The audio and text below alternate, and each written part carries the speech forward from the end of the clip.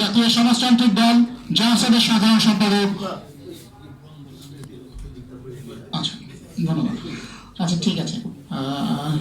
গণমাধ্যম বন্ধুগণ, আপনাদের সুবিধার্থে এই মুহূর্তে বক্তব্য রাখার জন্য অনুরোধ জানাচ্ছি বাংলাদেশের কমিউনিস্ট পার্টির সাবেক সাধারণ সম্পাদক কমরেড রহিম হোসেন প্রিন্সকে। বক্তব্য রাখবে বাংলাদেশের কমিউনিস্ট পার্টির সাবেক সাধারণ সম্পাদক, সকলের অত্যন্ত প্রিয় রহিম হোসেন প্রিন্স।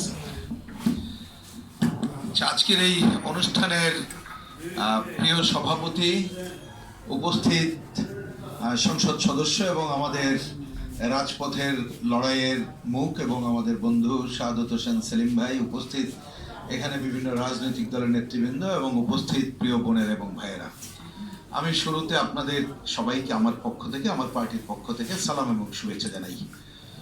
আমি প্রথমে এটি একটু বলতেই হয় যে খুবই ভালো লাগছে, একটু খেয়াল করবেন, অনেকদিন পরে এখানে যারা আমরা একসাথে বসে কথা বলছি, আমরা দীর্ঘদিন লড়াইতে একসাথে ছিলাম।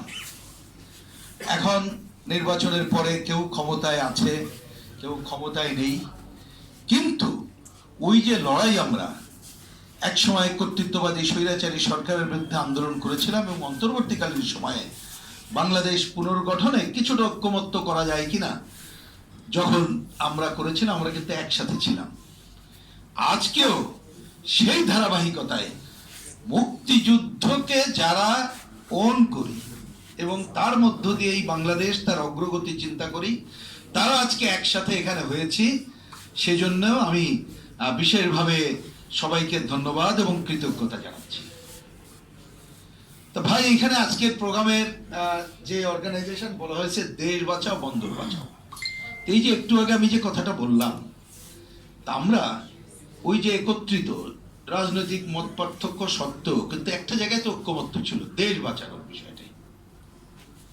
দেশ বাঁচানো তাহলে কি শুধুমাত্র স্লোগানে না, দেশ বাঁচানোটা হচ্ছে আমাদের দেশের অর্থনীতি, সামাজিক রাজনৈতিক অবস্থান এবং প্রধানত সার্বভৌমত্ব রক্ষা। যারা এর বিরুদ্ধে হুমকি দেয় তারা কিন্তু এই দেশের লোক না। তাহলে ইন লং টার্ম আমাদেরকে দেখতে হবে আমাদের স্বাধীনতা, সার্বভৌমত্বের উপরে আঘাত হচ্ছে কিনা এবং আমরা যে কাজ করছি তাতে জনস্বার্থ বিঘ্নিত হচ্ছে কিনা, দেশের জাতীয় অর্থনীতি ক্ষতিগ্রস্ত হচ্ছে কিনা। এবার এই অঙ্কের উপরে দাঁড়িয়ে যদি আমরা আমাদের বন্দরের কথা বলি, এখানে অনেকে বলেছেন, আমি এই কথাগুলো রিপিট করব না, একটু খেয়াল করা দরকার। তাহলে বন্দর শুধুমাত্র কি আমাদের অর্থকারী প্রতিষ্ঠান যে এখানে আমদানি রপ্তানি হয়, আয়ের এত পার্সেন্ট আসে, সেই অঙ্ক বলতে পারি, কিন্তু পৃথিবীর অন্য দেশ এবং আমাদের কিন্তু অনেক পার্থক্য আছে। আমি খালি একটা দিক বলি, অনেক দেশে অনেক বন্দর, আমাদের বন্দর সংখ্যা কম, এবং আমাদের চট্টগ্রাম অঞ্চলকে ঘিরে বন্দর এবং অন্যান্য বিষয় যেটা আছে সেটা কিন্তু আমাদের একটা সার্বভৌমত্বের অন্যতম জায়গা। এটা আমরা সবাই জানি যে বাংলাদেশের উপরে আধিপত্যবাদী এবং সাম্রাজ্যবাদী শক্তি যে নজর ভূ রাজনৈতিক কারণে, সেটা আমাদের দেশের অর্থনীতির উপরে তার আধিপত্য বিস্তার করা এবং আমাদের সার্বভৌমত্বের উপরে আধিপত্য বিস্তার করার জন্যই তারা এই কাজটা করতে চায়।